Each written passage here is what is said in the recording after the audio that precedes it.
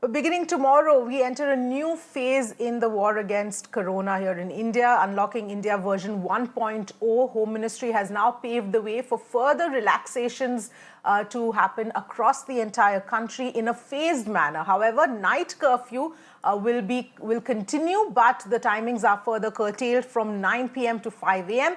A lot of the details on what relaxations will be allowed and what won't be allowed will depend on every individual state. That power has been given to the states. So while the Home Ministry has paved the way for allowing a lot of relaxations, such as opening up of restaurants, opening up of religious places, whether or not those will actually happen depends on each and every state. So let's in fact begin with what these takeaways are. Let me go across to Ayushman, who's joining me for more details at this point in time. Ayushman, this is of course the first phase, if we can call it, of unlocking India, so to speak. There are a whole lot of relaxations that have been allowed by the Ministry of Home Affairs beginning the 8th of June, giving obviously states time to prepare to reopen places, religious places, restaurants, etc. But at the end of the day, it is all going to be dependent on each state. Yes, Avni, the responsibility of management of cases and also the containment strategies improvement and the most important, the way state function in order to control how things are shaping up in the state has been now passed on to the states. Initially in the lockdown 1, the center said that the guidelines were from center, but right from the second lockdown, we saw that center sought the suggestion of the states, and there was a meeting between Prime Minister and the Chief Ministers where the suggestions were given and several suggestions got implemented. Now, in this phase from June 8th, we will see, like I am standing outside a temple where you will see that people can visit these temples. Religious places are allowed to open. There are 3 phases in which different activities will be opened. The buck has been passed to the states, but the important aspect here again remains, Tanvi, that the center has allowed the interstate travel.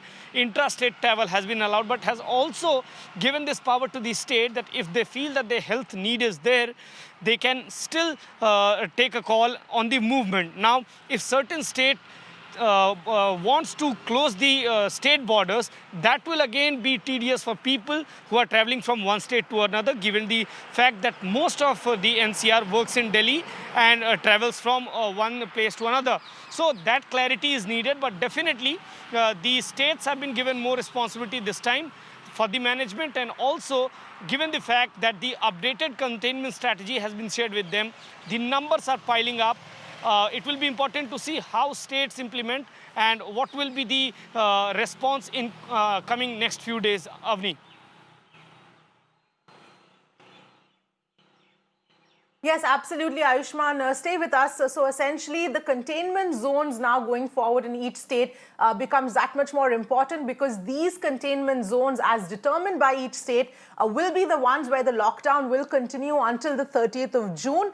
However, the MHA circular is still silent or is not clear about certain issues which it had even addressed in the last circular. Now, that includes things like reopening of offices, public transport, rail services, when and how that is going to be extended in terms of the number of trains operational or flights operational. Remember, states can't dilute any of the guidelines, but only make them stricter as needed. Many states have already begun to resume bus operations. The central government's circular doesn't mention it. And there are, of course, no details as far as full-fledged air or rail operations are also concerned. So, Ayushman, these are some of the areas where there is still some more clarity awaited, and perhaps we might hear something going forward from the MHA on that, because whether it's the rail operations or the flight operations, they're extremely curtailed at this point in time. So in announcing a lot of these relaxations, we still don't know what is the process going to be followed for further opening up of the transport across the country. Yes, Avni. In fact, for that matter only, if you take the example of temple where I am right now, will everybody be allowed? Will everybody be allowed to congregate in the temple? How many people will be restricted to go inside temple at once? How many people can visit the temple? Will the temple authorities be given the power to control and manage the crowd? What will be the norm there? There are several clarity that is needed, but definitely, if you see, there are several points where it has been made that the opening of schools, it has been said that there will be a consultation of the states with the parents and the stakeholders, and then a discussion. After discussion, the rules will be drafted, and it would be coming somewhere in July. So definitely a lot more clarity will be coming.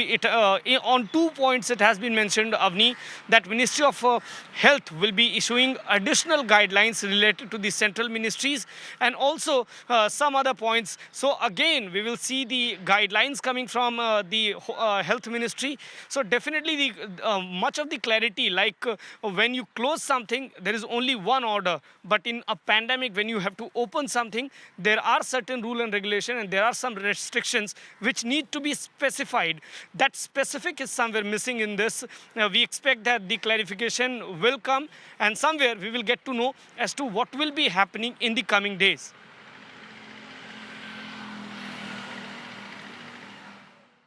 That's right, Ayushman. We will, of course, await all of those clarifications that are needed. This is going to be a big move from where we have been for the last 2 months at this point in time. Thanks so much for joining us with all of those details.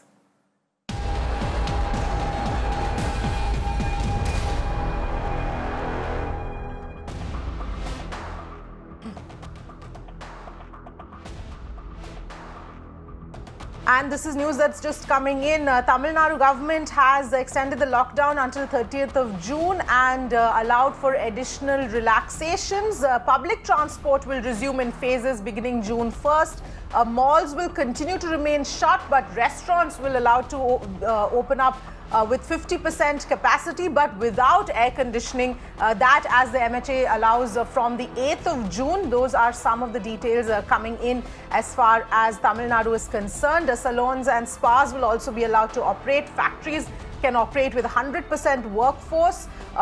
Cabs as well as auto rickshaws with restrictions of how many passengers will be allowed in them are also going to be operational. And of course, 50% workforce will be allowed in restaurants as well. 20% workforce will be allowed in IT firms, and in restaurants only 60% seating capacity will be allowed. There will be no e-pass for required for districts as well. So of course all of this will be applicable in the non-containment zones in Tamil Nadu. So whole slew of relaxations coming in from Tamil Nadu, and this is pretty much what we can expect in terms of other states as well, who will all come out with their own individual policies about what will and won't be allowed in that particular state. Remember, they will only be allowed to implement what has been given the nod by the Ministry of Home Affairs. They can make it stricter, but they cannot further relax from what the Ministry of Home Affairs has said. So that is the news that's coming in from Tamil Nadu at this point in time. A lot of relaxations coming in at this point. However, malls, the state has decided to continue to remain shut. Restaurants will be allowed to open up as well, and public transport, importantly, will resume from the 1st of June. This includes buses, this includes autos, as well as it includes rental cabs as well. But each of these will have specific restrictions on how many passengers will be allowed in each of them. Let me in fact go across to Pramod, who's joining us for more details. Pramod, a whole slew of restrictions coming, whole slew of relaxations, I beg your pardon, coming in from Tamil Nadu. If you can just take us through the details. It absolutely is, and as you might know, the numbers are still on the high spectrum. In fact, yesterday we had 931 cases reported from the state of Tamil Nadu, and considerably larger amount from the city of Chennai alone. That's the reason, the Tamil Nadu government has gone ahead, and even after extending the lockdown until 30th June, it seems like for areas in in Chennai and around, such as Kanchipuram, Tiruvallur, Chengalpattu districts, you don't see much relaxations. However, for other parts of Tamil Nadu, they have categorized and they are providing even local transportation, and buses can fly with 60% seating capacity, 50% local transportation has been allowed, and except for Chennai, Chengalpattu, Kanchipuram, Tiruvallur, and these districts actually, and various other relaxations have also been provided. In fact, except for Chennai city and the categories that we were informed, other areas e-commerce can begin. So that is a very big move. But places of worship and schools are to remain shut. However, restaurants can operate with 50% seating capacity starting on 8th June. These stalls also can do so.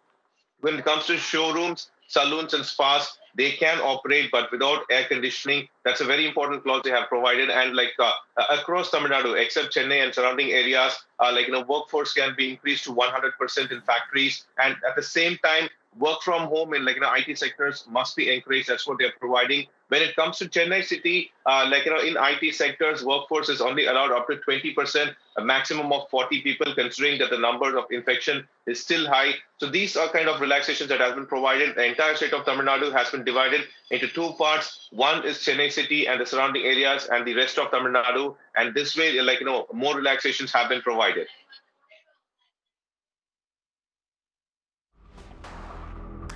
Absolutely, Pramod. And of course, there are going to be several restrictions in terms of the functioning of whether we talk about public transport, whether we talk about restaurants.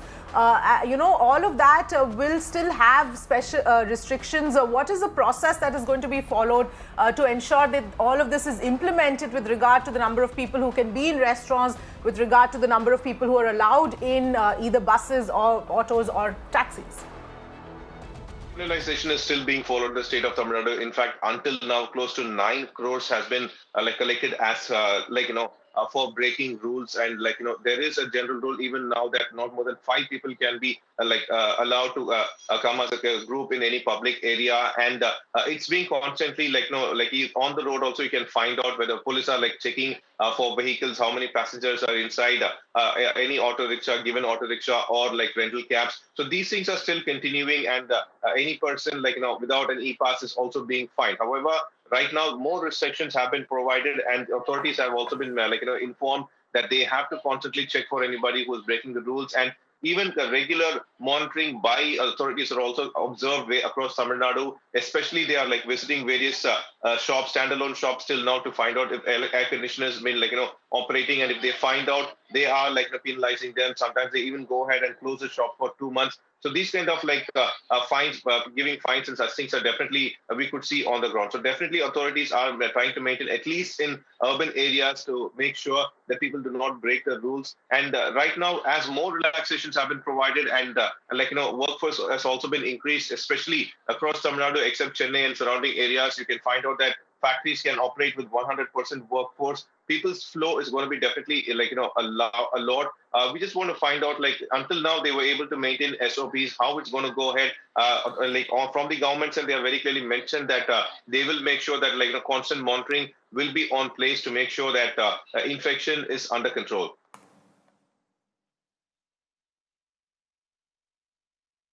All right, Pramod, thanks so much for joining us with all of those details. So that's the situation as far as Tamil Nadu is concerned. And through the day today, we are going to hear from various states as to what is going to be the policy that is going to be followed in each individual state.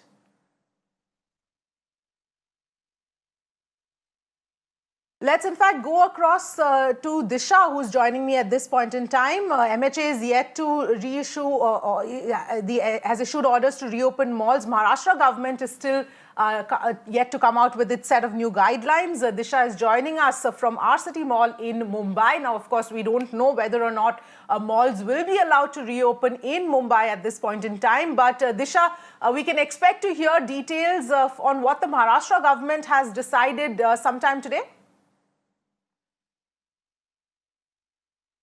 Well, that's right, Avni. In fact, what we know that the Maharashtra government is yet to actually come up with is guidelines for lockdown 5.0. And here we are standing outside our city mall, which is one of the largest mall in the city of Mumbai, which is shut currently. We do not really know that after 8th of June, whether this mall will be allowed to remain open or not.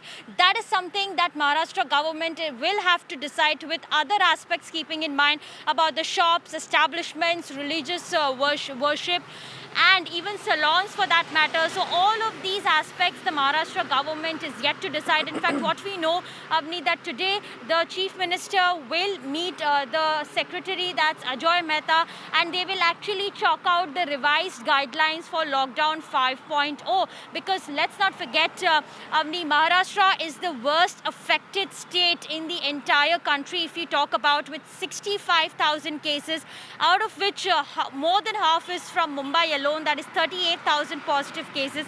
And even as we speak, there are over and about 30,000 active cases in the state. So looking at the surge in the cases,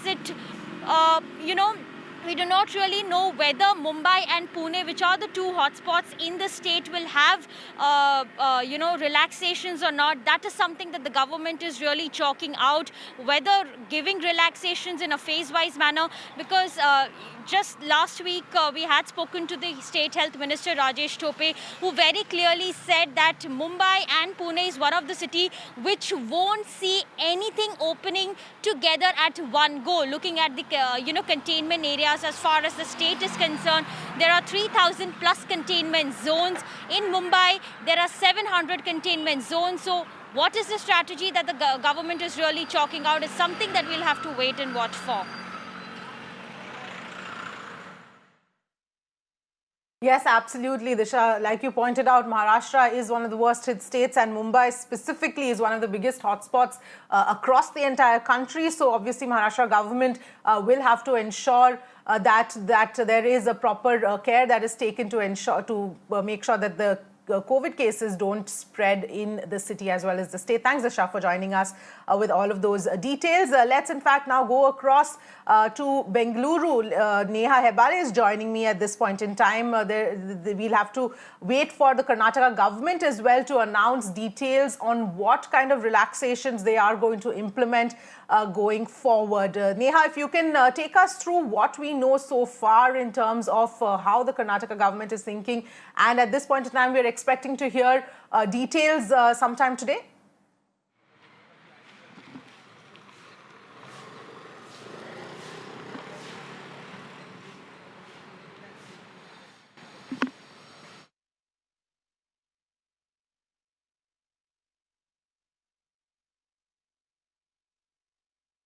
Neha, if my voice is reaching you, what can you tell us about when Karnataka government is likely to release details of the next phase?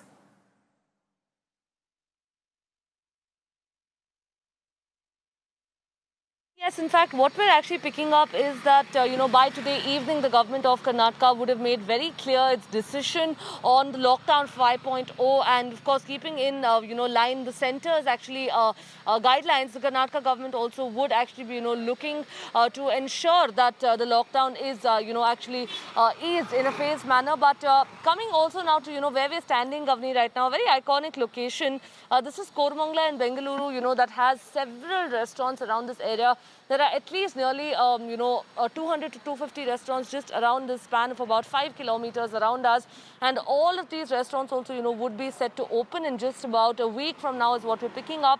Also remember that this comes at a very crucial time because several of the hotels and also the restaurants, the Hotels Association had in fact, also met the Chief Minister in this regard, Mr. B.S. Yediyurappa, and they had also actually, gone on to request and state that all hotels must be opened. Otherwise, that they would even threaten to stop all the takeaways and deliveries. So this is something that, comes at a very crucial time for them also. They would also be looking for the opening of all these hotels and restaurants, and definitely, something that a lot of Bengalurians would also be looking forward to, keeping in mind the fact that they're all, foodies, if you can call them that, Avni. All right, Neha, thanks so much for joining us with all of those details. We'll, of course, be keeping an eye out for the details from the Karnataka government.